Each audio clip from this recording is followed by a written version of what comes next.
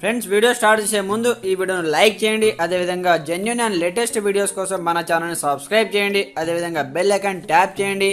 మీకు all notification వస్తుంది. All పైన ట్యాప్ చేయండి. Hi friends, welcome back to our channel. So friends, మనకు తెలంగాణ రాష్ట్ర ప్రభుత్వానికి సంబంధించి మనకు 6 గ్యారెంటీలకు సంబంధించిన ఫామ్ అయితే రిలీజ్ చేయడం జరిగిందనమాట. సో దాన్ని ఏ విధంగా ఫుల్ఫిల్ చేయాలి, దానికి సంబంధించిన కంప్లీట్ డీటెయిల్స్ మనం వీడియోలో తెలుసుకుందాం. ప్రతి ఒక్కరు సపోర్ట్ చేయండి, లైక్ చేయండి, కామెంట్ చేయండి. కొత్తగా చూస్తున్నారు కూడా సబ్స్క్రైబ్ చేసుకోండి. మరి ఇంకెందుకు ఆలస్యం, లెట్స్ స్టార్ట్ అవర్ టాపిక్. అయితే మనకు కంప్లీట్గా ప్రజాపాలనకు సంబంధించి మనకు 28 తేదీ నుంచి ఈ నెల 28వ తేదీ నుంచి జనవరి 6వ తేదీ వరకు ఈ ప్రజాపాలన దరఖాస్తు ఫారంను నింపి మనము కంప్లీట్గా గ్రామ సభలో ఇవ్వడానికి అయితే అవకాశం ఇవ్వడం జరిగింది.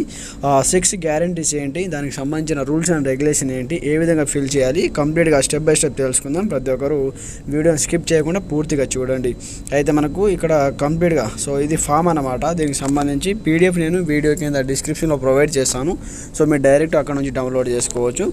కుటుంబ వివరాలు వచ్చేసి మనకు ఫస్ట్ ఆఫ్ ఆల్ వచ్చేసి ఇక్కడ దరఖాస్తు వివరాలు ఇక్కడ చూసుకోవచ్చు. మనకు దరఖాస్తు సంఖ్య, దాని తర్వాత దరఖాస్తు ఇంటి యజమాని పేరు అనమాట.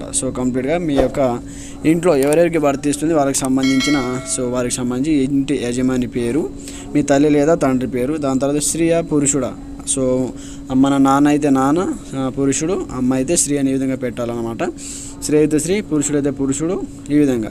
అలాగే ఎస్సీ, ఎస్టీ, బీసీ, మైనారిటీ, ఇతరులు. మీరు ఎస్సీ ఏ క్యాస్ట్ అయితే ఆ క్యాస్ట్ డబ్బాలో టిక్ మార్క్ ఈ విధంగా టిక్ మార్క్ పెట్టాలి. మీకు సంబంధించిన పుట్టిన తేదీ ఇక్కడ బాక్స్లో ఫుల్ చేయాలి. తర్వాత ఆధార్ కార్డ్ నెంబర్ ఇక్కడ ఎంటర్ చేయాలి. దాని తర్వాత రేషన్ కార్డ్ నెంబర్ ఇక్కడ ఎంటర్ చేయాలి. దాని తర్వాత మీకు సంబంధించిన మొబైల్ నెంబర్ ఇక్కడ ఎంటర్ చేయండి. దాని తర్వాత వృత్తి. ఇది వృత్తి అంటే వ్యవసాయం అన్నమాట. మనం చేసేటటువంటి పని కూలి అంటే ఇది ఓన్లీ ప్రభుత్వ ఉద్యోగులకు వర్తించదు. వ్యవసాయదారులకు అయితే ఇక్కడ వృత్తి వ్యవసాయం అని పెట్టండి. కుటుంబ సభ్యుల వివరాలు ఇక్కడ మనకైతే ఒక పట్టిక ఇవ్వడం జరిగింది. ఈ పట్టికలో ఇక్కడ చూడండి, క్రమ సంఖ్య, మీ ఇంట్లో ఎంతమంది ఉంటే అంతమంది, ఈ విధంగా 1 2 3 4. దాని తర్వాత ఇక్కడ పేరు. పేరు రాసిన తర్వాత దరఖాస్తుదారునితో సంబంధం ఉన్నవాళ్ళు, అంటే ఇక్కడ మన తండ్రి పేరు ఇక్కడ రాసామనుకోండి, ఇక్కడ మనకు నాన్న అవుతారు. ఇక్కడ మన పేరు రాసి ఇక్కడ కొడుకు, ఈ విధంగా సంబంధం, రిలేషన్షిప్ అన్నమాట. తండ్రికి మనకు కుటుంబ సభ్యులు ఉన్న వారికి సంబంధం ఏంటి అని అడిగారు. ఇక్కడ సంబంధం తండ్రి, కొడుకు, కూతురు, ఈ విధంగా ఇక్కడ కంప్లీట్గా ఇవ్వాలి. దాని తర్వాత లింగం, స్త్రీనా మేలా ఫీమేల్, వాళ్ళకి సంబంధించిన పుట్టిన తేదీ, వాళ్ళ యొక్క ఆధార్ కార్డ్ నెంబర్ ఎంటర్ చేయాలి.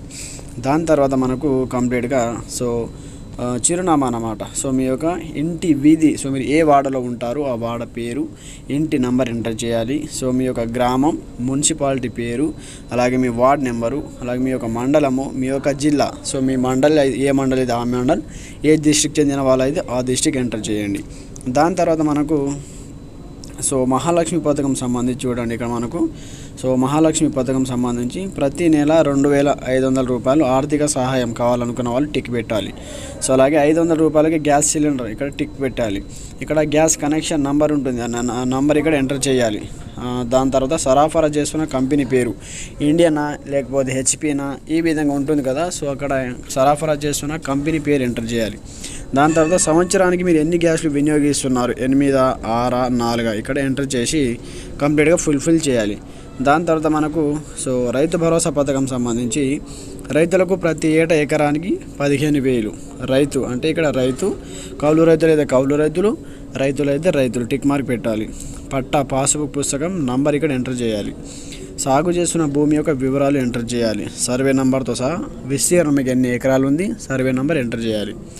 వ్యవసాయ కూలీలకు ఏటా 12,000 టిక్ మార్కు. ఉపాధి హామీ కార్డు యొక్క నంబర్, మనము కోపులోకి వెళ్తాం కదా, ఉపాధి హామీ కార్డు మనకు వస్తుంది. దాని యొక్క నంబర్ అయితే ఇక్కడ ఎంటర్ చేయాలి. దాని తర్వాత ఇందిరమ్మ ఇండ్ల పథకం, ఇల్లు లేని అర్హులైన కుటుంబానికి ఇంటి నిర్మాణానికి ఆర్థిక సహాయం, టిక్ మార్క్ పెట్టాలి. అమరవీరులు మరియు ఉద్యమకారులకు 250 చదరపు గజాల ఇంటి స్థలం. అయితే చూడండి, అమరవీరుల కుటుంబం ఉంటుంది కదా మనకు, ఈ విధంగా ఎక్కడ మన తెలంగాణ ఉద్యమంలో కానీ, అలాగే పోలీస్ డిపార్ట్మెంట్లో కానీ ఈ విధంగా చనిపోయిన వాళ్ళకు అమరవీరులు అంటే సో ఈ విధంగా చనిపోతే ఒక మీ యొక్క కుటుంబంలో ఎవరైనా అమరవీరులు ఉంటే తెలంగాణ కోసం త్యాగం చేసినటువంటి వాళ్ళు ఎవరైనా ఉంటే ఇక్కడ టిక్ మార్క్ పెట్టాలి. వాళ్ళ యొక్క పేరు ఎంటర్ చేయాలి. సో అమరులైన సంవత్సరం ఇక్కడ ఎంటర్ చేయాలి. ఎఫ్ఐఆర్ నంబర్ ఇక్కడ సెలెక్ట్ చేయాలి. డెత్ సర్టిఫికేట్ నెంబర్ ఇక్కడ వేయాలి. ఈ విధంగా అనమాట.